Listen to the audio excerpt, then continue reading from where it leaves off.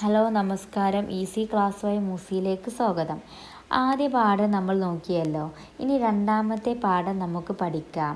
മലയാളത്തിൻ്റെ പ്രിയ എഴുത്തുകാരി മാധവിക്കുട്ടി എഴുതിയ ഹൃദയസ്പർശിയായ ഒരു കഥയാണ് അമ്മ എന്ന കഥ. സ്നേഹത്തിനും കാരുണ്യത്തിനും പരിഗണനയ്ക്കും വേണ്ടി കൊതിക്കുന്ന ഒരു അമ്മ മനസ്സ് കഥയിൽ കാണാൻ പറ്റുന്നുണ്ട്. ഇനി നമുക്ക് കഥയിലേക്ക് കടക്കാം. ഈ കഥയിൽ ഒരമ്മ തികച്ചും അനാഥയായ നിസ്സഹായയായ അമ്മയെ ഒരു കറുത്ത വില കൂടിയ മെഴ്സീസ് കാർ തള്ളിയിടുന്നു. വേദന കൊണ്ട് നാവ് ഉയർത്താൻ പോലും സാധിക്കാതെ മരവിച്ചിരുന്നു. കാർ അത് ഒന്നും ശ്രദ്ധിക്കാതെ വേഗത്തിൽ കടന്നു പോകുന്നത് കഥയിൽ കാണാൻ പറ്റുന്നുണ്ട്. ആ തെരുവിൽ ഒരു പൊളിഞ്ഞ പാവയെ പോലെ ചിതറിക്കിടക്കുന്ന വെണ്ടക്കയുടെ ഇടയിൽ അങ്ങനെ കൊഴിഞ്ഞു കിടന്നു ആ വൃദ്ധ. ഈ വരിയിൽ നിന്ന് അവർ ഏകയാണ് എന്ന് മനസ്സിലാകുന്നുണ്ട്. അല്ലാതെ ഈ പ്രായത്തിൽ 20 പൈസക്ക് പച്ചക്കറി വാങ്ങാൻ അവർ റോട്ടിലേക്ക് വരുമായിരുന്നില്ല. പക്ഷേ അവരുടെ കണ്ണുകൾക്ക് മരവിച്ച ഉണ്ടായിരുന്നില്ല. അത്രയും വേദന അനുഭവിച്ചു കഴിഞ്ഞു എന്ന് കണ്ണിൽ മനസ്സിലാക്കാൻ പറ്റുന്നുണ്ട്. ഈ കഥയിലൂടെ മനസ്സിലാക്കാൻ കഴിയുന്നത് ആ അമ്മക്ക് മക്കളുണ്ട്. അവർ പക്ഷേ അമ്മയെ ഉപേക്ഷിച്ച് പുറം രാജ്യത്തേക്ക് പോയി ഇരിക്കുകയാണ്. അമ്മയെ ഇനി ഒന്നിനും ആവശ്യമില്ല എന്ന് വന്നപ്പോഴാണ് അമ്മയെ ഉപേക്ഷിച്ചത്. അതുകൊണ്ട് തന്നെ അമ്മയെന്ന് വിളി കേട്ടിട്ട് തന്നെ കുറച്ച് കൊല്ലങ്ങളായി. അപരിചിതനായ പാൽക്കാരൻ അമ്മയെന്ന് വിളിച്ചപ്പോൾ കുറച്ച് ശക്തി കിട്ടി എന്നാണ് പറയുന്നത്. അമ്മക്ക് എന്നും മക്കളെ സ്നേഹിക്കാനേ സാധിക്കുകയുള്ളൂ. തന്നെ ഉപേക്ഷിച്ചു പോയവരാണെങ്കിലും അമ്മ എന്ന വിളി അവരെ പലതും ഓർമ്മിപ്പിച്ചു. കൊല്ലങ്ങൾക്ക് മുമ്പ് മക്കൾ എല്ലാവരും അമ്മ എന്ന് വിളിച്ചിരുന്നു. താൻ സ്നേഹിക്കപ്പെട്ടവളായിരുന്നു എന്ന് അമ്മ ഓർക്കുന്നു. അവരുടെ വസ്ത്രങ്ങൾ കഴുകി കൊടുത്തു, ഭക്ഷണം ഉണ്ടാക്കി കൊടുത്തു. ഇനി ഒന്നുമില്ല എന്ന് കണ്ടപ്പോൾ ഭാര്യമാരെ കൊണ്ട് രാജ്യം വിടുകയും ചെയ്തു. എന്നിട്ട് കഥയിൽ അമ്മ വീണ് കിടക്കുമ്പോൾ പോലീസുകാരൻ ഓടിയെത്തുന്നു. എങ്ങനെയെങ്കിലും ഒരു പ്രതിയെ കണ്ടെത്താനുള്ള ആ ധൃതിയാണ് പോലീസുകാരനുള്ളത്. അതുകൊണ്ട് ആദ്യമേ തന്നെ സഹായിക്കാനെത്തിയ പാലുകാരനോട് പോലീസുകാരൻ ചോദിക്കുന്നത് താൻ ആണോ ഇവരെ വീഴ്ത്തിയിട്ടത് എന്നാണ്. പാൽക്കാരൻ ചോദിക്കുന്നത് തനിക്ക് തലയിൽ ഭ്രാന്തുണ്ടോ എന്നാണ് ചോദിക്കുന്നത്. ഭ്രാന്തൊന്നുമില്ല ഈ വൃദ്ധയെ വീഴ്ത്തിയിടാൻ എന്ന് പറഞ്ഞു. അപ്പോൾ പോലീസ് അയാളെ പേര് ചോദിക്കാണ്. ബോലേറാം എന്നാണ്. അപ്പോൾ അച്ഛൻ്റെ പേര് ചോദിക്കുകയാണ്.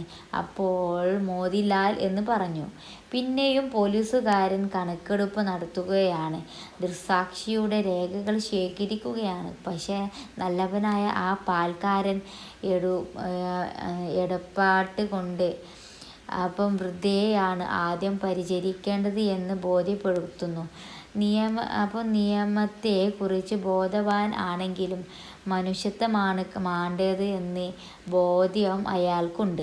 അതുകൊണ്ടാണ് തൻ്റെ ചോദ്യവും ഉത്തരവും പിന്നീടാവാം എന്ന് പറഞ്ഞ് ആദ്യം ഈ വൃദ്ധയെ ഡോക്ടറിൻ്റെ അടുത്ത് എത്തിക്കട്ടെ. അത് അല്ലെങ്കിൽ റോട്ടിൽ കിടന്ന് തന്നെ ഈ വൃദ്ധ മരണം ഉണ്ടാവാം എന്ന് പാൽക്കാരൻ പറഞ്ഞു.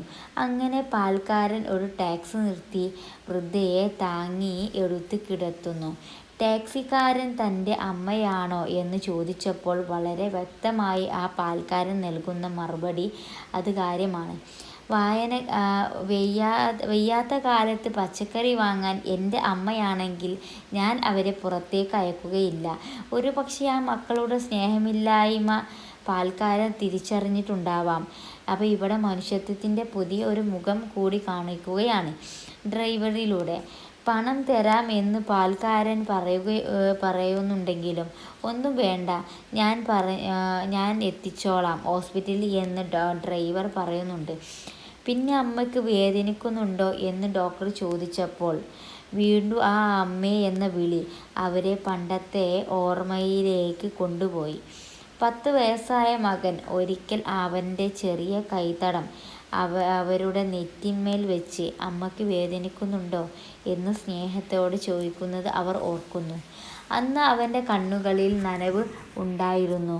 അമ്മ അനുഭവിക്കുന്ന വേദന ആ കുഞ്ഞ് മനസ്സിലേക്കും എത്തിയിരുന്നു.